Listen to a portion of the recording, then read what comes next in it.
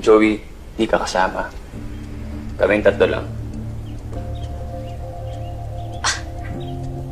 Bakit? Tsaka, ba't mo kinutuksan sa dapat kong gawin? Joey, delikado. At saka nagkakaproblema. Naalala mo yung nangyari kay Golda? Ano nangyari nung nagpakita ka? Nabuliliaso, di ba? Hindi maganda kapag may babae. Isa pa, baka maging emosyonal ka na naman. Wait lang ha. Ano ba talagang issue mo sa akin? Dahil ba palpak ako, o dahil emosyonal ako, o dahil babae ako? Ano, alin doon? Eh, saan nagagaling yan? Wala naman akong sinabing ganun ah. Pwede ba huwag ka masyadong maging sensitive? Kakasabi mo lang eh. At pwede ba?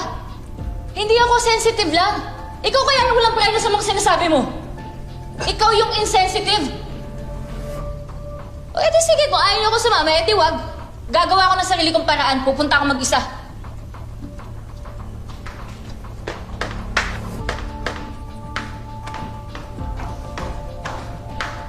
Ayos.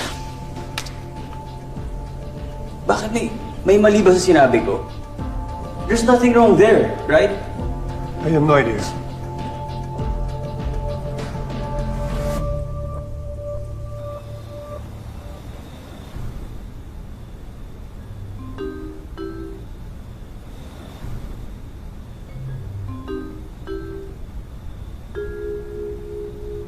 Joey, kanin.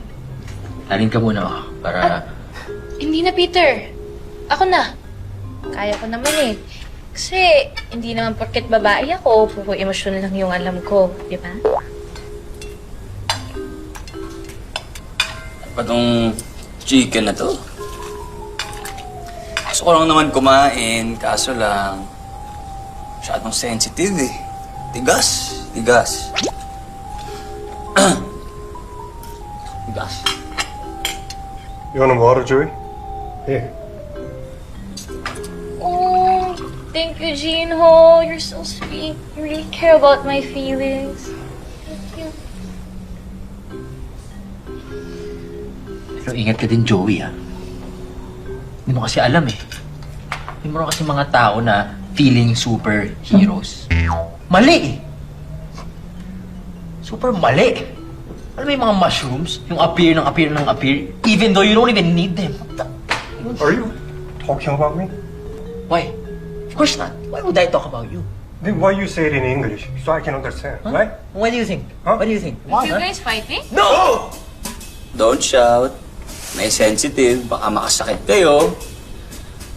Kayo rin. Oo nga naman. Dapat kasi ina-analyze muna ninyo yung sitwasyon bago kayo magsabi ng kung ano-ano. Mas importante, i-analyze nyo muna yung mga ego ninyo. So may go ko. Bakit? Tatamaan ka ba? Tigas yung chicken lang.